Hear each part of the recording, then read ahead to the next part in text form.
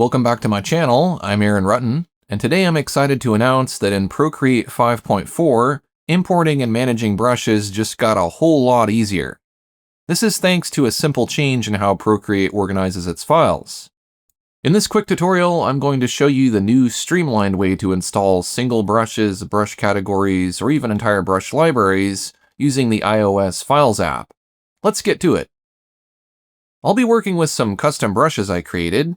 You can download my free Procreate brush pack using the link in the video description. Rather than being hidden in system files that have to be imported and exported, brushes are now stored in a very convenient location inside the Procreate application folder. You can view this folder with the iOS Files app. Go to On My iPad, then select the Procreate folder.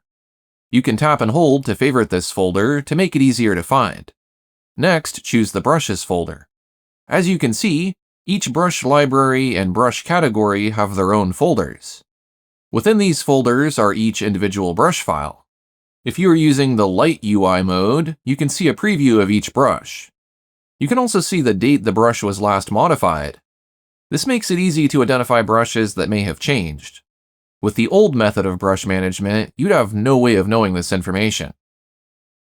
All you need to do to import or export brushes is manage them here using the folders.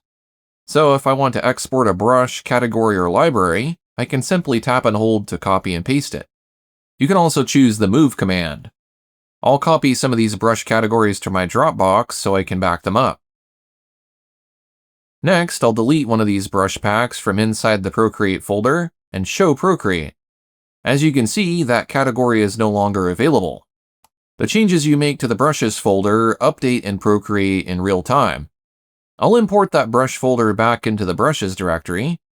This time I'll make the two applications split screen by putting them into Windows and drag and drop the brush folder into the brush selector to import the brushes. As you can see, those brushes appear in the list again. You can still import and export brushes as packs the old way, but the new method is much easier since you can just modify the individual contents rather than the whole set. So if you are installing any of my free or paid brush packs for Procreate, all you need to do is download them from my Dropbox, uncompress the file, and copy or move the brushes or folders into the Procreate brush directory. I'd recommend placing them into a separate brush library, but that's up to you.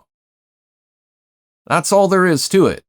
Importing and managing your Procreate brushes is now incredibly simple thanks to the update in Procreate 5.4. No more hunting for obscure import buttons. Just move the files and folders and you're good to go. If this video helped you streamline your workflow, please hit that like button and subscribe for more Procreate tips and tutorials. Thanks for watching, and I'll see you in the next video.